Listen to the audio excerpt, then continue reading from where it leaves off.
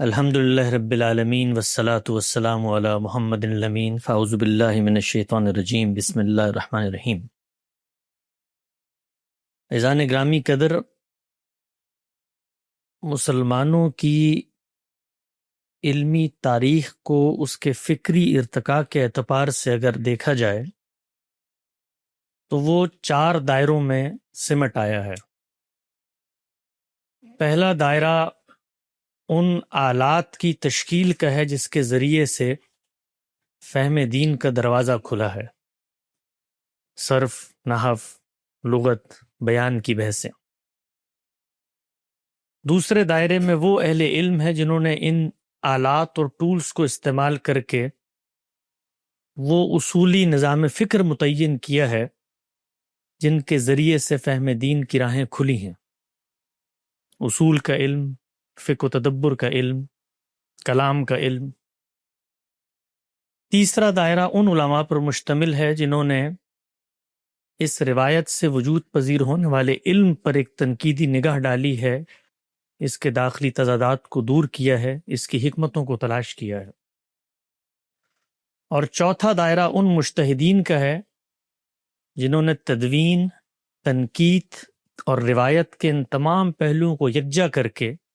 دین کی ایک جامع اور منظم تعبیر پیش کی ہے۔ روایت کے ان چاروں دائروں کا اگر آپ محرک اور سررشتہ تلاش کریں تو بغیر کسی تردد کے میں یہ کہنا چاہوں گا کہ اس کی بنیاد علم حدیث ہی ہے۔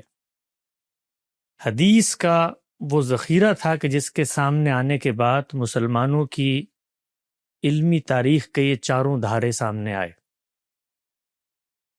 اس علمی روایت کی یہ تشکیل محض مسلمانوں کی کسی جذباتی وابستگی کا اظہار نہیں تھا، بلکہ یہ بہت بڑے عقلی اور گہرے فکری مطالعے کا اخذ تھا۔ علم کی بنیاد کیا ہے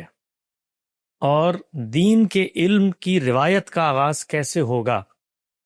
مسلمانوں نے رسول اللہ کی زندگی میں ہی اس کو دریافت کر لیا تھا، اور وہ یہ جان چکے تھے کہ اللہ کی کتاب آپ کو دین کے بارے میں مکمل ضابطہ دیتی ہے، لیکن اس دین پر عمل درآمد، اس کی شرح و وضاحت، اس کی تفہیم و تبیین، مماثل صورتحال میں اس کا اطلاق، یہ رسالت مآب صلی اللہ علیہ وسلم کے علم و عمل کی روایت ہے جس کے ذریعے سے سامنے آیا۔ تو پہلے دن سے مسلمانوں نے اس روایت کے ساتھ اپنے تمسک کو برقرار رکھا ہے۔ چنانچہ آپ یہ دیکھتے ہیں کہ 1400 سال مسلمانوں کی علمی تاریخ کو گزر چکے ہیں، کوئی ایک دن بھی ایسا نہیں گزرا کہ جس میں مسلمانوں کا علم حدیث سے تعلق منقطع ہوا ہو۔ وہ یہ جانتے ہیں کہ علم کی بنیاد اور علوم کا سرچشمہ وہ پیغمبر صلی اللہ علیہ وسلم کی ذات والا صفات ہے۔ آپ ہی دین کے پہلے عالم تھے، اور آپ کے علم و عمل کی روایت، آپ کی سیرت و سوانح، آپ کی شرح و وضاحت، آپ کے اجتہادات، اس سے صرف نظر کر کے کوئی علمی روایت سرے سے پیدا ہی نہیں ہو سکتی۔ چنانچہ اسی علمی روایت کے ساتھ مدرسہ فراہی نے بھی اپنا تعلق کو پیدا کیا، اور مدرسہ فراہی نے جہاں پر باقی جگہوں پر علم کی اس روایت کی انحرافات کی تصحیح کی، جیسے کہ اس نے یہ بتایا کہ زبان کو زبان کے طریقے پر سمجھو، یہ نطق ہے، منطق نہیں ہے، جیسے کہ اس نے بتایا کہ متشابہات کے در پہ نہ ہو، محکمات دنیا میں ہمیں دیے گئے ہیں عمل کرنے کے لیے، جیسے کہ اس نے بتایا کہ اپنے آپ کو بدعات سے دور رکھو، اصل دین قرآن و سنت میں موجود ہے، جیسے کہ اس نے بتایا کہ علم اور عقل کے مسلمات اور تاریخی حقیقتوں کو کلام سے اخذ نہ کرو، یہ بڑی فکری گمراہی ہے۔ اسی طرح مدرسہ فراہی نے یہ نقطہ بھی واضح کیا کہ اصل کو اصل اور فرع کو فرع کی جگہ پہ رکھا جانا چاہیے ہے۔ چنانچہ اصول کی سطح پر اس چیز کو بیان کرنے کے بعد اس مدرسے کے کاندھوں پہ یہ قرض تھا کہ وہ اطلاق کی سطح پر ان تمام روایتوں کو قرآن مجید کی روشنی میں رکھ کر یہ بتائے کہ اللہ کے پیغمبر اصل دین ہی کی شرح و وضاحت کر رہے ہیں، اسی کی تفہیم و تبیین کر رہے ہیں، اسی پر عمل درآمد کا اسوہ پیش کر رہے ہیں، اس سے کوئی مختلف چیز اس کے اندر بیان نہیں ہوئی۔ ہمارے استاد مکرم نے برسوں کی ریاضت کے بعد حدیث پر غور و فکر کے اصول اپنی کتاب میزان میں بیان کیے تھے، اور دین سے متعلق جو اطلاقی احکامات میں روایات کا ذخیرہ ہمارے سامنے آتا ہے اس کو بھی بڑی حد تک میزان میں حل کیا تھا۔ لیکن ضرورت اس امر کی تھی کہ اس پورے ذخیرہ حدیث کو شروع سے لے کر آخر تک ایک ایک جگہ پر دین کی روشنی میں لوگوں کے سامنے واضح کر دیا جائے۔ اللہ تعالیٰ کا یہ بے پایاں فضل و کرم، احسان و انعام ہے کہ 9 سال پہلے جس کاوش کا استاد نے آغاز کیا تھا اس کا ایک پہلا حاصل اور نتیجہ آج آپ لوگوں کے سامنے آ رہا ہے۔ میں یہ تو نہیں کہتا کہ جو ہمارے یہاں روایتی طور پر رائج ہے کہ حدیث کی حفاظت کا ذمہ اللہ تعالیٰ نے لیا ہے، ہم اس کو اس کی جگہ پر رکھتے ہیں، لیکن ان 10 سالوں میں کام کر کے میرا ایک دوسرا تاثر پیدا ہوا ہے۔ میں یہ کہتا ہوں کہ یہ بات تو ٹھیک ہے کہ یہ تاریخ کے طریقے پر نقل ہونے والا ایک ذخیرہ ہے، اور ہمیں قرآن کی روشنی میں ہی اس کو پرکھ کر دیکھنا ہے، اس کی مشکلات کو حل کرنا ہے۔ تاہم مجھے یہ محسوس ہوتا ہے کہ ہمارے رب کو یہ گوارا نہیں ہے کہ اس کی پیغمبر کی نسبت سے جو باتیں لوگ بیان کر رہے ہیں ان باتوں کے اندر کوئی ایسا امکان موجود ہی نہ ہو جس سے آپ صحیح بات کو اخذ نہ کر سکیں۔ چنانچہ خود ذخیرہ حدیث کے ساتھ یہ معاملہ ہے کہ اللہ تعالیٰ نے اس میں اتنے امکانات رکھ دیے ہیں کہ پیغمبر کی باتوں کو جب خود ذخیرے پر غور کیا جاتا ہے تو اس کے تقابلی مطالعے سے امکانات واضح ہو جاتے ہیں۔ ہم نے گزشتہ 10 سال استاد مکرم کی رہنمائی میں اس ذخیرے پر تحقیق و تخریج کا کام کیا۔ میں پوری دیانتداری سے یہ عرض کرتا ہوں کہ قرآن مجید کو سمجھ لینے کے بعد جب آپ اس ذخیرے کی طرف التفات کرتے ہیں تو یہ ہو نہیں سکتا کہ آپ کو رسالت مآب صلی اللہ علیہ وسلم کی نسبت سے کوئی ایک بات بھی ایسی ملے جو قرآن مجید کے خلاف ہو۔ اور بظاہر جو روایتیں آپ کے سامنے آ رہی ہوتی ہیں، خود روایات کا ذخیرہ آپ کا ہاتھ پکڑ کے آپ کے پیغمبر کے اس اصل منصب کی طرف آپ کو لے جاتا ہے کہ اللہ کے پیغمبر قرآن مجید سے مختلف کوئی بات نہیں کر سکتے۔ ہم نے ہزاروں روایتوں کی تحقیق کر کے غامدی صاحب کی خدمت میں رکھی، اور غامدی صاحب نے قرآن مجید کی روشنی میں اس کی شرح و وضاحت کی، لیکن اس تحقیق کے دوران ہمیشہ ایک اعتماد دامنگیر رہتا تھا، اور اس کے شواہد اور نظائر ہمارے کام کو آپ دیکھیں گے تو سامنے بھی آئیں گے کہ ذخیرہ روایت کے اندر تمام کے تمام امکانات خود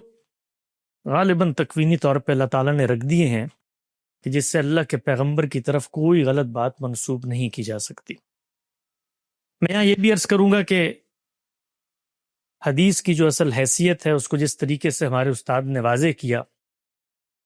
اس کے بعد اس چیز کا امکان بھی اب ختم ہو چکا ہے کہ لوگ اس کو دین کا اصل ماخذ قرار دے کے کسی گمراہی کا سرچشمہ دنیا تک پھیلائیں، تو ساتھ ساتھ اس امکان کا بھی انہوں نے خاتمہ کر دیا ہے کہ حدیث کی تخفیف کر کے جو لوگ اس کا انکار کرنا چاہتے ہیں اب قیامت تک ان کے پاس کوئی دوسرا رستہ نہیں بچا، اس لیے کہ حدیث دراصل قرآن ہی کی شرح و وضاحت ہے۔ جو لوگ حدیث کا انکار کریں گے ان کو در حقیقت قرآن کا انکار کرنا پڑے، اور مجھے یہ لگتا ہے کہ 1400 سال کی ہماری علمی روایت میں جو لا ینحل مسائل تھے وہ اسی ذخیرے کو اصولی طور پہ درست نہ سمجھنے سے پیدا ہوئے۔ استاد مکرم جناب جاوید احمد غامدی صاحب کے کام کے نتیجے میں نہ صرف قرآن کی اصل حیثیت کو بحال کر کے اس کے مقام پر رکھا گیا، بلکہ حدیث جس شان سے دین کے علم کو بیان کرتی ہے اس کو بھی دنیا تک پہنچایا گیا ہے۔ چنانچہ آج کے دور میں حدیث کے ذخیرے کو سامنے رکھ کے جو لوگ تنقید کرتے ہیں، اعتراض کرتے ہیں اور الحاد کی راہوں میں گم ہو جاتے ہیں، اس دور میں یہ کتاب ان کے ایمان کو بچانے کے لیے ایک مہمیز کا کردار ادا کرے گی۔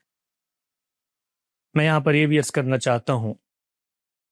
کہ ہم جیسے متوسط درجے کے طالب علم کو استاد مکرم کی مائیت میں 10 سال اس علمی پروجیکٹ پر کام کرنے کا جو موقع میسر آیا، اس میں استاد کے علم سے تو استفادہ ہوا ہی ہوا، لیکن اس کے ساتھ ساتھ یہ بھی اندازہ ہوا کہ دین کا بڑا عالم ہونے کے ساتھ ساتھ ہمارے استاد ایک بہت بڑے انسان بھی ہیں۔ جس طریقے سے انہوں نے ہم کمزور طلبہ کا ہاتھ پکڑا اور ہمیں قلم اٹھانے سے لے کر تحقیق کرنے کے مراحل سے گزارا، وہ شاید کوئی عام حوصلہ مند آدمی کرنے کی جرت نہیں رکھتا۔ ہم لوگوں نے جب اس کام کا آغاز کیا تو بنیادی صلاحیت تو موجود تھی، لیکن ان 10 سالوں میں بہت علمی لحاظ سے، فکری لحاظ سے ہم سے لغزشیں بھی ہوئیں، کوتاہیاں بھی ہوئیں، لیکن ایک بڑا آدمی کیسے اپنے بچوں کو ٹرین کرتا ہے کہ وہ علم کے میدان میں آگے بڑھنے کے لیے حوصلے اور ہمت کے ساتھ اگر محنت کریں تو اللہ تعالیٰ اس کے نتائج بھی سامنے لے کر آتا ہے۔ یہ کتاب ہمارے استاد کی عمر کے اس حصے میں آخری محنت کا ایک ثمر ہے۔ ہم لوگوں نے اپنی جوانی کی ابتدا استاد کے ساتھ اس تحقیق میں کی ہے، جہاں پر ان کی شفقت شامل حال رہی، وہیں ہمارے ادارے جنہوں نے ہمیں معاشی مصروفیات سے فراغت دے رکھی، میں ان سب کا بھی شکر گزار ہوں۔ بالخصوص ہمارا ادارہ المورد، جس نے ہمیں ہاتھوں سے تھاما اور اس پروجیکٹ کا آغاز کیا۔ جس وقت اس پروجیکٹ کا آغاز ہوا تھا تو ڈاکٹر عامر عبداللہ صاحب اس کے انتظامات کو دیکھتے تھے۔ آج وہ یہاں موجود ہوتے تو میرے لیے باعث خوشی ہوتی۔ انہوں نے اس کا آغاز کیا، اس کے لیے وسائل فراہم کیے، اور پھر اس کے بعد گزشتہ 10 سالوں میں جو المورد کے منتظمین بنتے چلے گئے، انہوں نے اس کو شائع کرنے میں، اس کتاب کو اس جگہ تک پہنچانے میں جو کردار ادا کیا ہے، میں اس سب کے لیے ان کا سپاس گزار ہوں۔ ادارہ المورد پاکستان کے روح رواں برادر عزیز جواد صاحب نے جس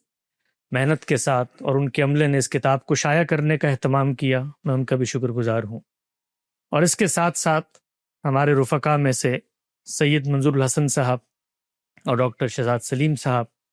اور باقی جتنے علماء، بالخصوص ڈاکٹر عامر گزدر صاحب جو میرے اس میں ساتھی بھی تھے، اسی نوعیت کا کام انہوں نے بھی کیا ہے۔ ہم دونوں کو بھی ایک دوسرے کی مدد شامل نہ رہتی تو شاید ہم آگے نہ بڑھ سکتے۔ میں تمام لوگوں کا شکر گزار بھی ہوں، اور آخر میں بس یہی عرض کرنا چاہتا ہوں کہ سچی بات یہ ہے کہ ہم اس قابل نہیں تھے کہ جس قابل ہمیں ہمارے استاد کی صحبت نے بنایا، اور یہ انہی کا علم ہے اور انہی کا احسان ہے ہم پر کہ جنہوں نے ہمیں 2 لفظ بولنے کی توفیق دی اور کچھ پڑھنے لکھنے کی صلاحیت سے نوازا۔ میں آپ سب کے لیے دعا گو ہوں، اور میں ان لوگوں کو بھی ایک پیغام دینا چاہتا ہوں جو اس دور میں ہمارے استاد کی کاوشوں کو سمجھنے سے قاصر ہیں۔ اگر ان کو موقع ملے تو وہ اس کتاب کا مطالعہ کریں، ان کو اندازہ ہوگا کہ جو بار اس وقت امت کے کاندھوں پر ہے اس کو ایک شخص نے اتار دیا ہے۔ وما علینا الا البلاغ۔ السلام علیکم۔